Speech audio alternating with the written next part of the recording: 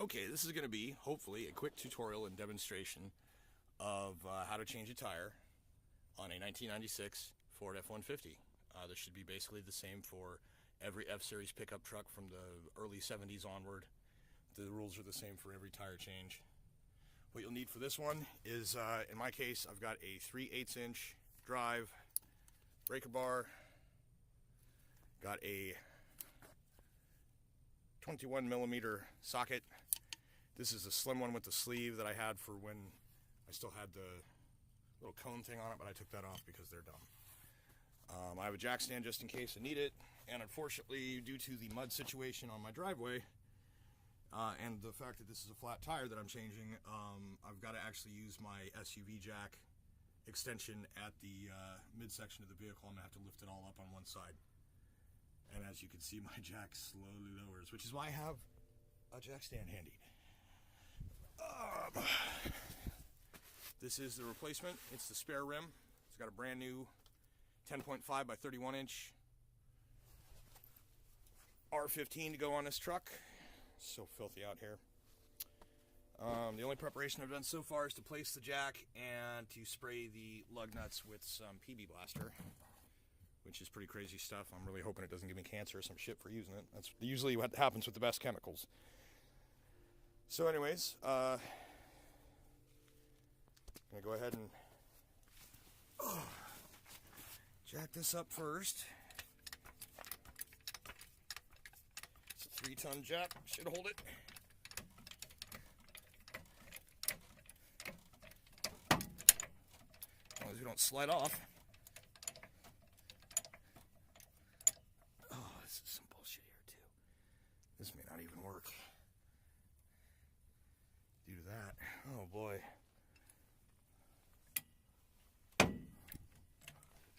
Yeah, this thing's got issues with the seal on the pump, I think. That's awesome. Okay, well, I guess we may have to change plans here. This is not working. Oh, friggin' boy. I hate picking it up on this side, I really do. And it's so not stable.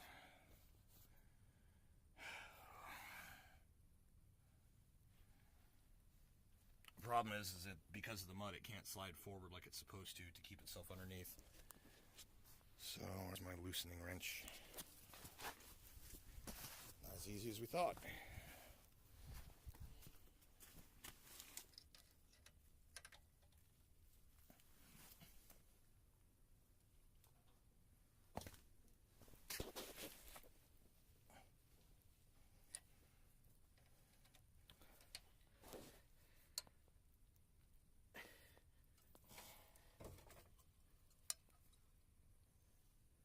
Try again.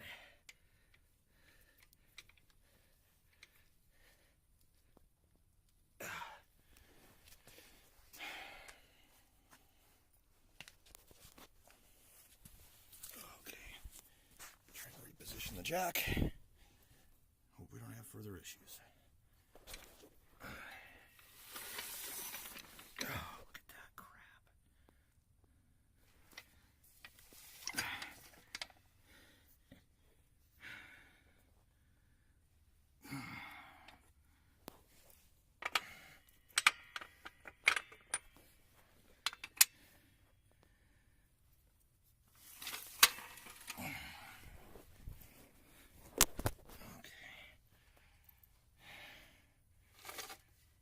You would think this would be a good point to jack up, but the clearance on the tire does not work out like that.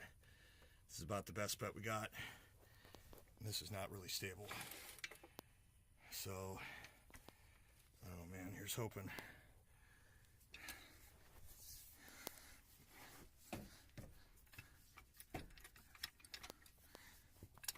Oh my gosh. It's about time for a new jack. Can't forget about that new jack swing. Get this crap.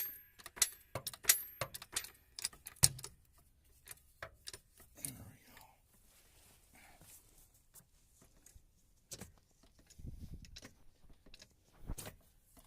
Now we're making progress.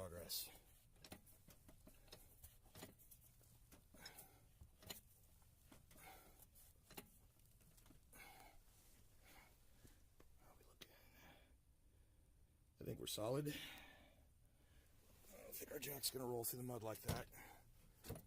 I hope.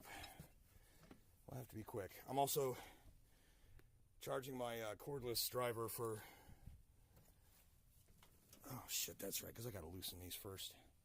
Well, let's see how this goes. So technically you're supposed to loosen first. This jack thing had me all screwed up. Okay, so this is going to be something I have to set the phone down for a minute here.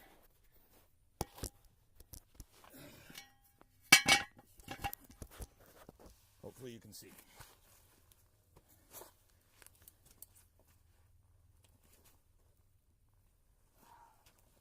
One.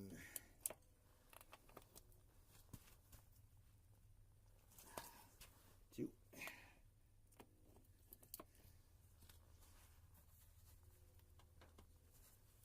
Three.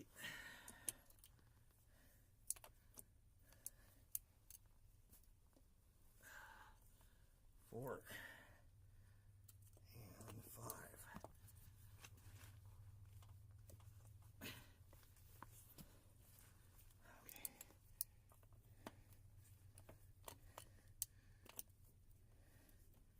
Yep.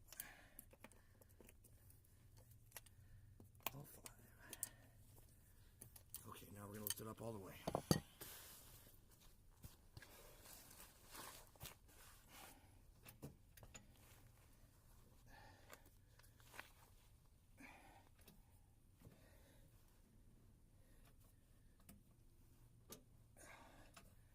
Jacking on mud is never advised. Hopefully this doesn't roll. So I haven't taken the wheel off. Now we'll wait until I'm positive it's time to change it. That sounds goofy, but... And also this tire has higher tread, so I'm going to have to jack it up more than just a fraction. Alright, we're holding. So far. Should be just about it. I think that should do it. Okay, so we got the tire ready. Get the spinner.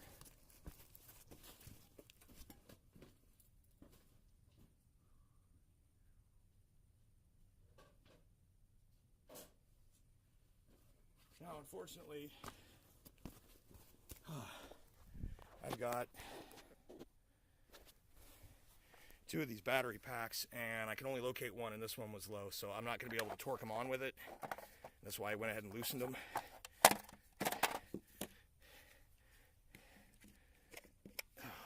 Backwards. But this way,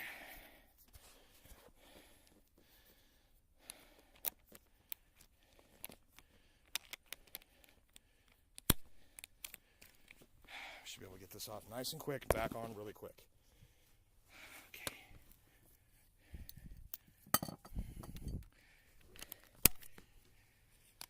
Okay, back off.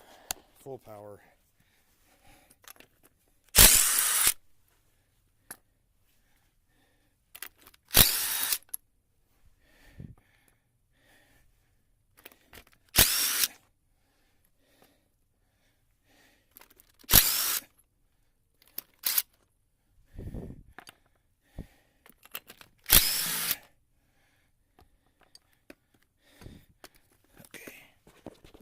Down again.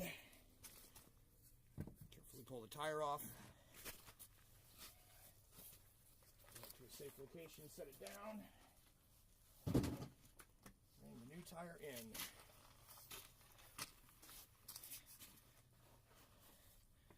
Perfect. Just the right height.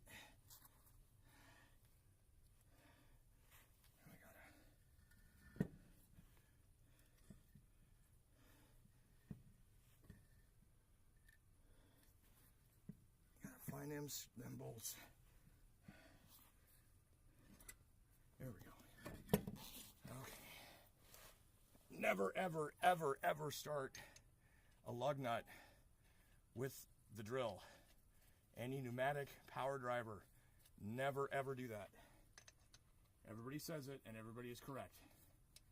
Never do that.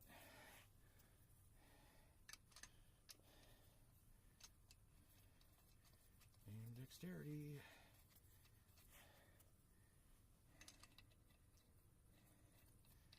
Okay.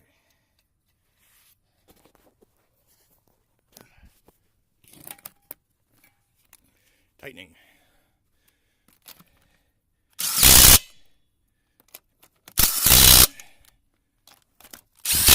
Always do it in a, oh shit, there it went, see? Always do it in a star pattern. I go through these impact driver heads about once a month. The amount of tire taken off I used to have to do. We still can put them on this way. Just takes a second longer. But now that we got the other ones, 3 of them tightened on, this wheel ain't going nowhere. Put it right back on. We're good to go now. Probably actually lower the jack at this point, but I won't. That's kind of a dumb thing to do out of order, but I'm just saying that with those 3 on there, even with one fully tightened, you'd be able to keep it up. Alright, so we're on. Okay, and look at the clearance we got. Just barely. Okay, so set this down for a second.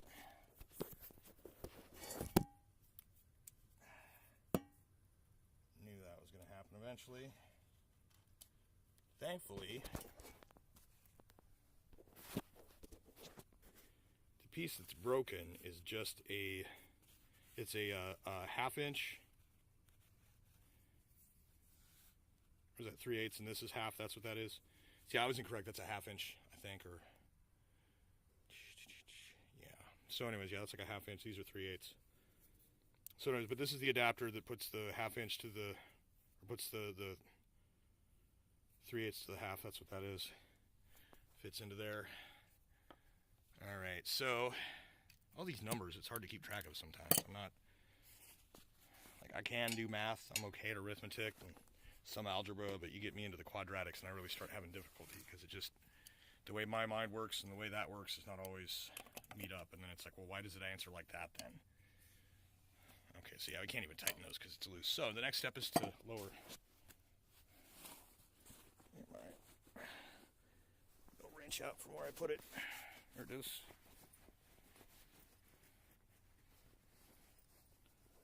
Pocket wrench.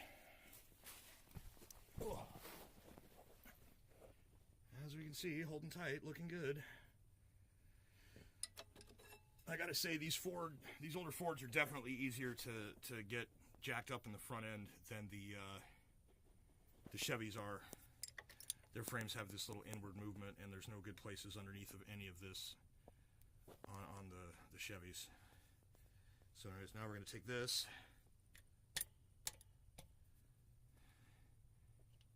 lower this. Better to do it slowly than quickly.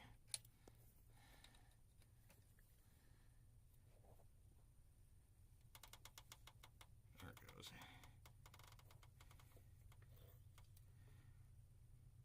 All the way down.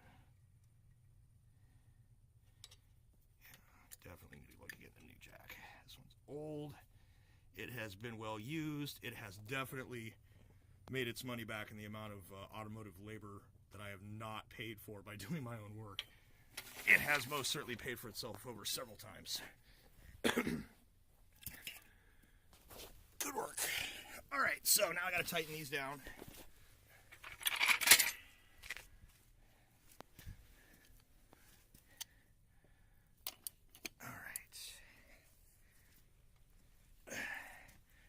And you just go in a star pattern of tightness until we're all about like that.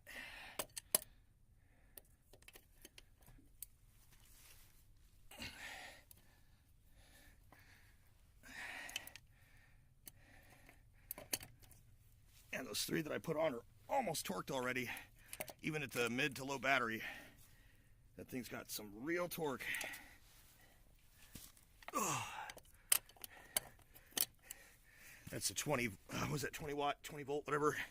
They have like 12.8, 18, 16, whatever. This is the 20 that I used. That's the sound you want. Pig burp means that it's tight.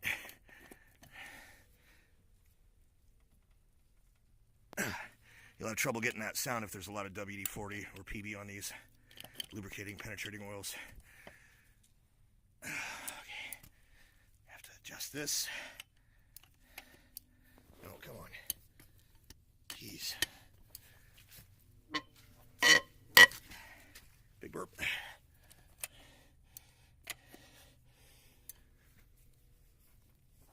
Oh, pig burp. That bottom guy.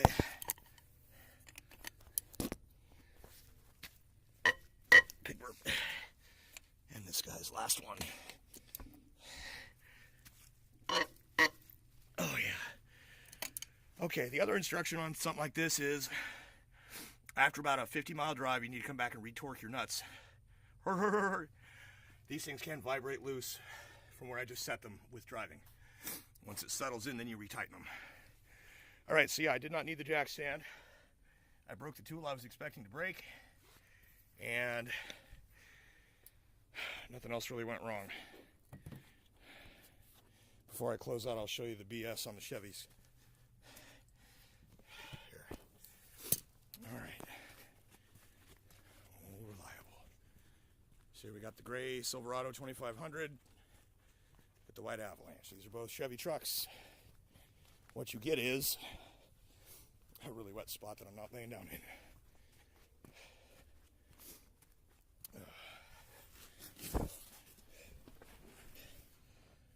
As you can see, the front suspension on a Chevy truck is completely different from a Ford.